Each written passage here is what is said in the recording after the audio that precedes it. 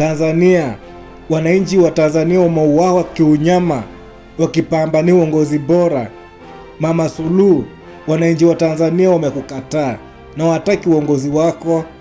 Mama Suluhu amekuwa dikteta. Wananchi wamekataa kwa sababu umewadiktate. Hapa Afrika wewe ndio umeonekana sasa kiongozi mbaya kabisa.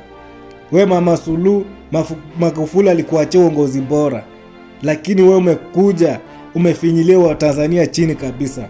Hapa nyuma ulikuwa unachukua waimbaji wanakusupport na watu shirika mbalimbali na kusifu bure, na wewe ndio mama mbaya kabisa Afrika. Ama sasa angalia picha unaonesha Tanzania. Hani unachukua mamlaka kama yako. Mkikuwa na Kikwete, sijui Kikwete anakuwa advice nini? Hii anakuwa advice hii nchi kuungua. Anakuwa advice nchi ya Tanzania kurudi nyuma. Mama Samia, wananchi wamechoka na uongozi wako, wakutaki. Kubaliana na wananchi wakutaki hata kama